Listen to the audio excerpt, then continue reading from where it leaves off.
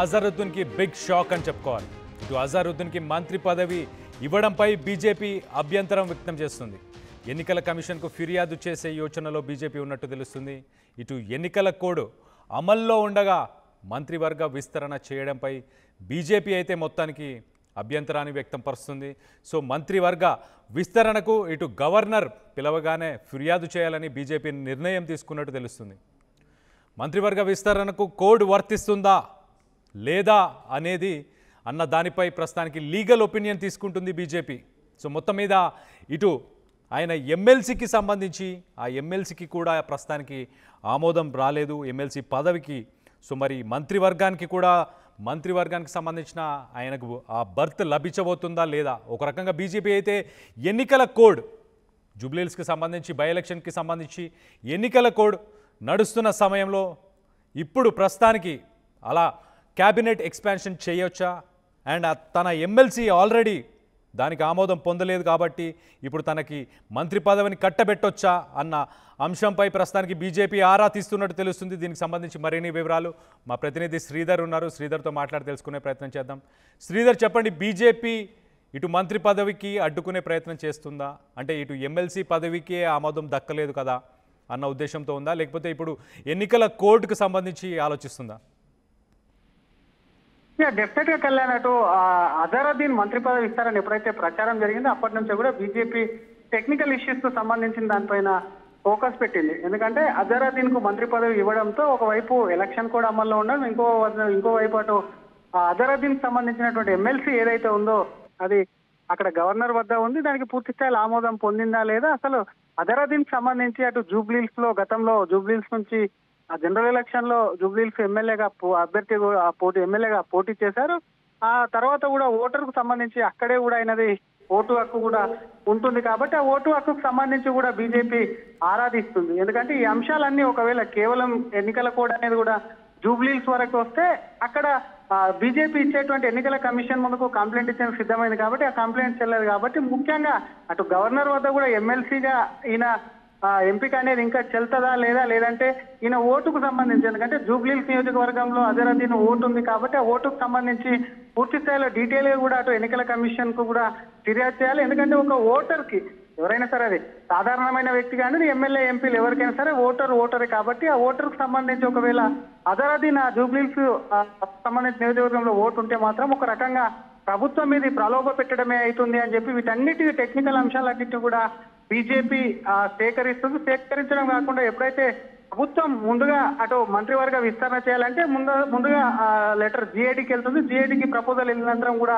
Governor వద్దకు file వెళ్తుంది కాబట్టి ఎప్పుడైతే గవర్నర్ వద్దకు ఫైల్ వెళ్తుందో వెంటనే ఎన్నికల కమిషన్ కు ఈ అంశాలన్నింటినీ కూడా లేవని ఫిర్యాదు చేయాలని చెప్పి కూడా బీజేపీ సిద్ధంగా ఉంది. ఇంకోవైపు అసలు అజరుద్దీన్ కు 2 ఏళ్ల నుంచి లేదు, ఇప్పటికిప్పుడు మంత్రి పదవి ఎందుకు ఇస్తున్నారు? కేవలం ముస్లింలకు సంబంధించినటువంటి ఓటు బ్యాంక్ కోసమే, ముస్లింలు ఇందులో ప్రాతినిధ్యం లేదు మంత్రివర్గంలో కాబట్టి దానికోసమే అటు కాంగ్రెస్ కూడా ఎన్నికల ముందు ఇటువంటి పాలిటిక్స్ కూడా ప్లే చేస్తుంది కాబట్టి డెఫినెట్ గా ఇది ఒక రకంగా ఒక వర్గాన్ని కూడా ప్రభావితం చేయడమే కాబట్టి ఎన్నికలకు సంబంధించినటువంటి ఈ స్ట్రాటజీ కాబట్టి దాని మీద ఖచ్చితంగా కూడా ఎన్నికల కమిషన్ కు ఫిర్యాదు చేస్తాం. ఇందాక చెప్పినటువంటి అంశాలు ఏవైతే ఉన్నాయో కళ్యాణ్, వీటన్నిటి కూడా ముందుంచి ఆ మంత్రివర్గ విస్తరణకు సంబంధించినటువంటి దాన్ని కూడా అడ్డుకుంటామని చెప్తున్నారు. అసలు బీజేపీ నేతలు మరికొన్ని అంశాల్లో కూడా ఏం కొంపలు మునిగిపోయేది ఉంది. ఎందుకంటే దాదాపుగా ఇప్పటికే కాంగ్రెస్ వచ్చి 2 ఏళ్ళు అవుతుంది కాబట్టి ఇన్ని రోజుల్లో లేని మరొక 10 రోజులు అయితే ఎలక్షన్ అయిపోతుంది కాబట్టి ఎన్నికల కోడ్ కూడా ముగుస్తుంది కాబట్టి అప్పుడు అజరుద్దీన్ కు ఇచ్చుకోవచ్చు కదా, లేదంటే ఇతరులు ఎవరికైనా కదా క్యాబినెట్ విస్తరణ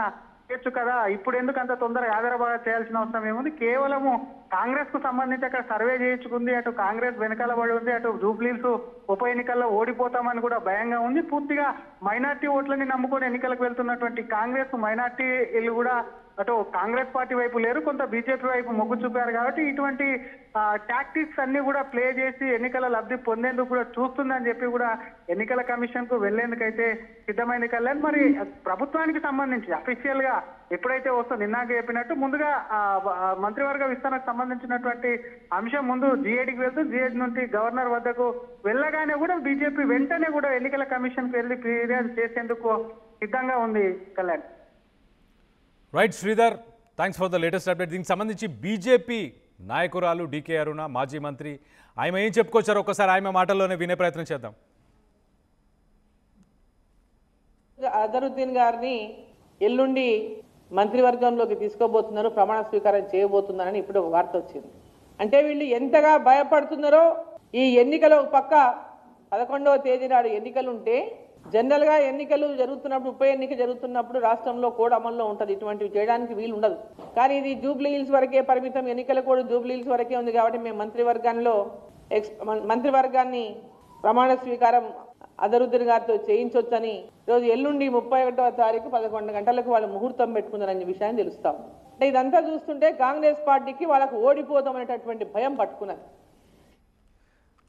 కాంగ్రెస్ పార్టీ ఓడిపోతానన్న భయం ఉంది కాబట్టే ఇటు అజరుద్దీన్కి మంత్రి పదవి ఇచ్చే ప్రయత్నం చేస్తున్నారు. ఎన్నికల కోడ్ జరుగుతున్న సమయంలో ఇలాంటి నిర్ణయం తీసుకోవాల్సిన అవసరం ఏముంది? ఓ 10 రోజులు ఆగి ఈ నిర్ణయం తీసుకునే అవకాశం ఉంది కదా, ఇప్పుడే తీసుకోవాల్సిన అవకాశం ఏముంది? ఇటు ప్రజలని లోబర్చుకోవడానికి, ఇటు జూబ్లీహిల్స్కి సంబంధించి ఎన్నికల్లో గెలవడానికి, ప్రజల్ని లోబర్చుకోవడానికి ఇలాంటి ఒక నిర్ణయాన్ని కాంగ్రెస్ ప్రభుత్వం తీసుకుంది అని చెప్పేసి మొత్తానికైతే ఇటు డీకే అరుణ అలాగే బీజేపీ పార్టీకి సంబంధించిన వాళ్ళందరూ కూడా చెప్పుకొస్తున్నారు. మరి గవర్నర్ దగ్గరికి దీనికి సంబంధించి ఆరా తీస్తున్నారు, న్యాయ నిపుణులతో మాట్లాడి ఇటు ఈ ఎలక్షన్ కోడ్ నడుస్తున్న సమయంలో ఇలాంటి డెసిషన్ తీసుకోవచ్చా, క్యాబినెట్ని ఎక్స్పాండ్ చేయొచ్చా అన్న దానిపై న్యాయ నిపుణులతో చర్చిస్తున్నారు బీజేపీకి సంబంధించిన నాయకులందరూ. సో దీనిపై ఒక డెసిషన్ తీసుకొని ఎన్నికల కమిషన్కి ఫిర్యాదు చేసే యోచనలో బీజేపీ ఉన్నట్టు తెలుస్తుంది. బీజేపీ నిర్ణయాన్ని మీరందరూ సమర్థిస్తున్నారా లేదా అన్న దానిపై మీ అభిప్రాయాలన్నీ కింద కామెంట్ రూపంలో తెలియపరచండి. అసలైన తొలి వెలుగు. ఫాలో వాట్సాప్ @తొలి వెలుగు official.